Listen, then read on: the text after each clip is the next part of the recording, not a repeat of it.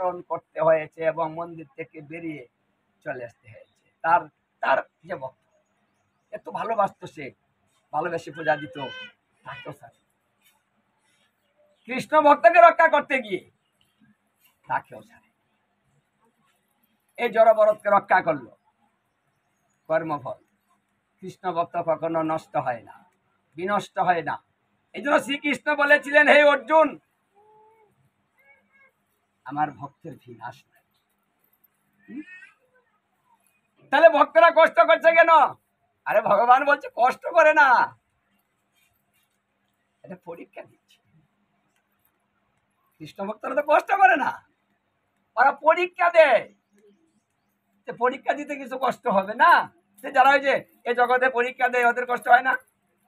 হ্যাঁ, কষ্ট করে এমন কষ্ট হয়, 2-3 ঘন্টা লেখা বাড়িতে একা করে শুইয়া কি হয়েছে, কয়েক ঘন্টা ক্লান্ত হয়ে গেছে না, পরীক্ষা দিয়ে আইসে মা বলতেছে কি, ওই ফলাফল বলে না, মা বলে না বিশ্রাম কর, পরীক্ষা দিয়ে আইসে, এত কষ্ট। আরে ভগবান বলছে আমি পরীক্ষা নিচ্ছি, ওরা আমার কাছে আসবে। পরীক্ষা না করে এদেরকে আমি আমার কাছে আনি কি করে?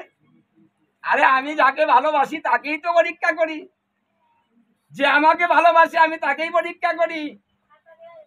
আমি ক্ষণিকের জন্য তাদেরকে দুঃখ দেই, তারপরে এরা আর কোনোদিন দুঃখ ভোগ করে না। ওদের জন্ম মৃত্যু নিবারণ করে দিয়ে আমার সাথে ওদেরকে রাখি, আমার লীলায় ওদেরকে অংশগ্রহণ করতে দিই, আমার ধামে জায়গা দিয়ে দিই। তাই ওরা আর কোনোদিন দুঃখ কষ্ট করে না।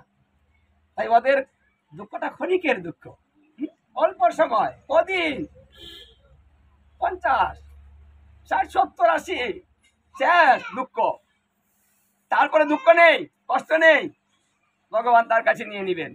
তে অল্প দিন তো কষ্ট করে যাই না, আসুন না আমরা পরীক্ষা দিয়ে পরীক্ষাটা পাস করে ফেলি।